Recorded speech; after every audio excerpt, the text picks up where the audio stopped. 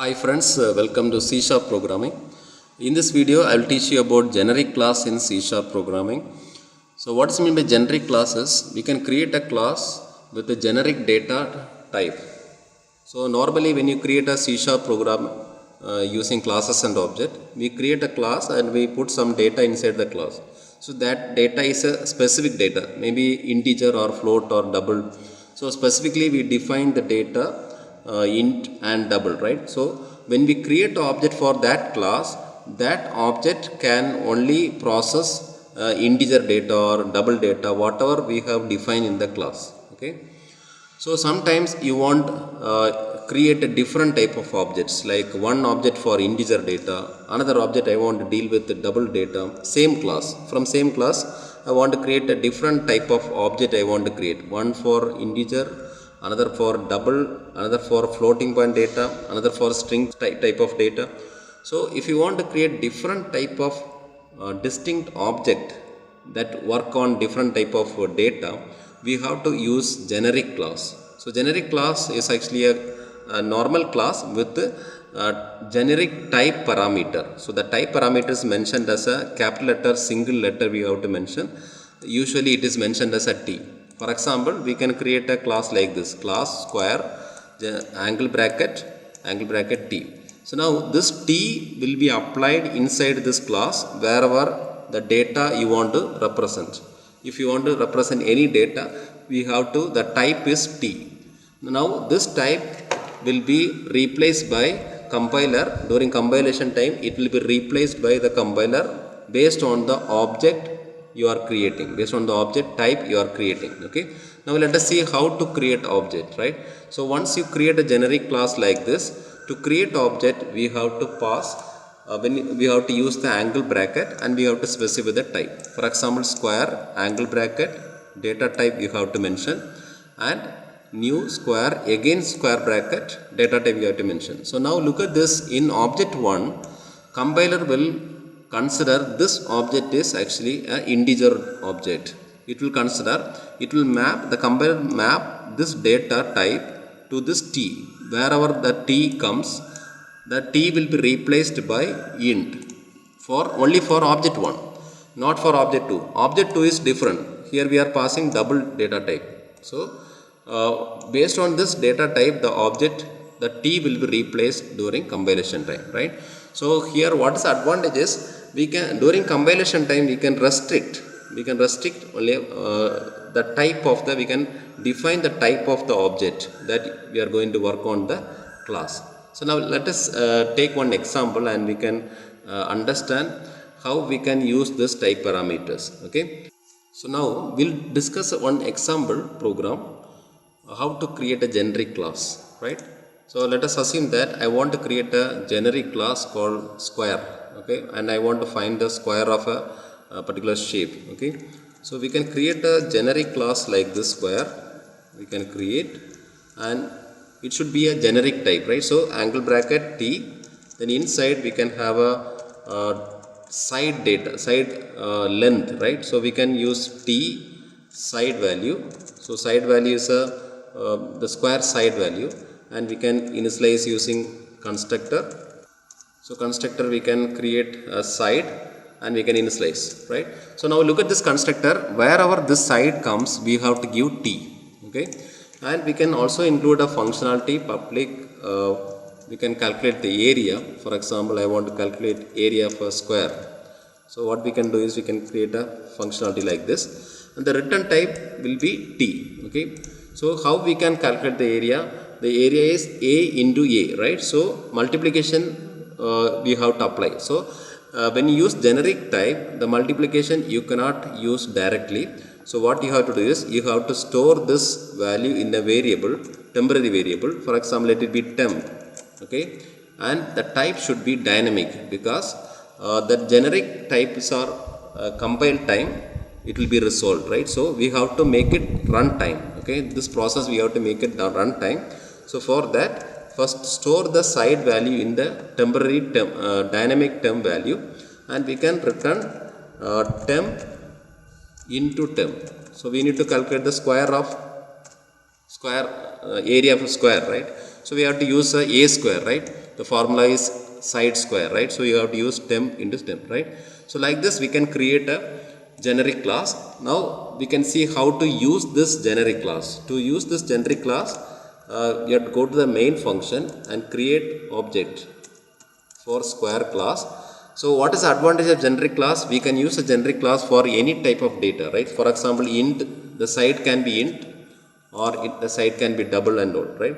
So for example, square s1 equal to new square int, right? So within bracket we have to pass the side value 10. For example, side value is 10. Now we can calculate the area, right? So the area will be calculated by this method, it return, right? So we have to display the area. So console dot write line, we can display area 1. So area 1 is first object, okay? So area of s1, okay, put the area of s1 is equal to, we can call s1 dot calculate area function, we can call, right? The same way the square function, we can, the square class is a generic class, right? So now s1 behave as an integer object, okay? For s1 square we are adding, we are assuming that that side is integer. So if you want, sometimes you want the side value as a double value, we can use double type, okay? Square double, we can use like this. Square s2 is equal to new square double, and here we can pass double value. For example, I am going to pass 15.6 as a side value. Now the area I want to calculate, so area of s2 equal to s2 dot calculate area function, we have to call, right? So now here you can see how we can use that one generic class in two different manner. One is one s1 object is dealing with integer data, s2 object is dealing with double data, okay?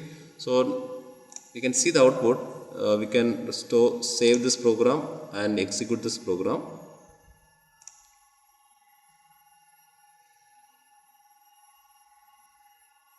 Yeah, now look at this, we are getting both area function is called, right? So area of s1 is calculated for integer data 100, and for area for double data also calculated. So here what we have to understand is this square class is not only for integer data. The square class is generic, okay, more general. It is it can accept any type of data. We can create any object with any type of data. Side value can be integer, or it can be a float, or it can be a double. Any type of data we can use it, okay? So this is about one example how to create a generic class. Sometimes if you want to create multiple parameters, okay? Here we are dealing with only one parameter, right? We are dealing with only one parameter.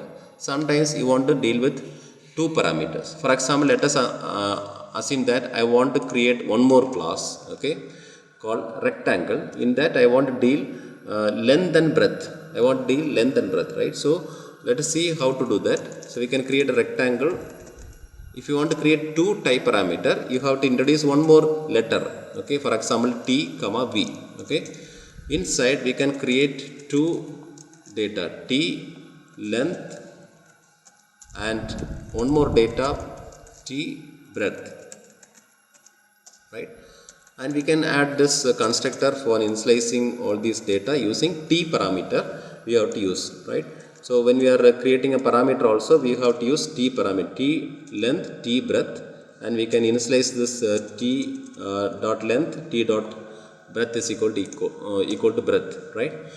And now here I want to add one functionality like the previous program. I want to calculate the area of a rectangle now, right? So return type is actually t. So we can calculate the area now, calculate area, right? So inside what I have to do is, now we have two parameters, right? So what we can do is, we can create dynamic variable. We can take L. L is first dynamic variable. Then one more dynamic variable we can take called b equal to breadth. Now we can do the calculation, return L into B, right? So you know the rectangle area calculation, length into breadth, right? So we can calculate the length and breadth. So here dynamics important because this multiplication operator you cannot apply in generic type. Okay. So now here it will be calculated. So now let us see how to access this rectangle with the two per type parameter. Okay. Here we are using two type parameter. So let us understand how to use that. So first we can create rectangle with assume that int comma int. Okay. So this is actually rectangle 1 object. Okay. Otherwise we'll shortcut R1 equal to new rectangle int comma int. Within bracket we can give length and breadth. So for example 10 comma 15. Length is 10 and breadth is 15. So now we can calculate the area. So to calculate the area you have to use console dot write line. We can display the result, right? So area of R1 equal to R1 dot calculate area. Similarly, we can create one more object with a different types. So this is for this R1 rectangle is only for int comma int. Okay. So for example, let us try double comma double. Okay. So now we can also do this functionality. Double data also we can work together, right? So we can use 10.4 and 15.2 like this. Okay. And this is R2 and this R2 dot calculate area. Okay. So now let us see that area for R1 and R2 also will be calculated. Okay. So since we are using two type parameter, when you create object, this constructor will be called, right? So we have to give two data, length and breadth, and also when you create object in the angle bracket we have to give two data type. Okay, int comma int, or we can give mixed also, int comma float also we can give, right? So now let us see that output. Again execute this program. Yeah, now we are getting the rectangle area also. Area of R1 is 150, area of R2 is 158.08. So this one is actually double, it's working. Okay, and first one is integer, it's also working. Okay, so this is about how to create a generic class in C# programming, right? So we can create generic class with a single type variable, type parameter, and generic class with more than one type parameter also we can include, right? So type parameter usually you have to use a letter, any letter we can use. It should be a capital letter. That is a rule, and you can use any letter for this. Okay, so that's all about generic class, creating generic class in C# programming. Thank you.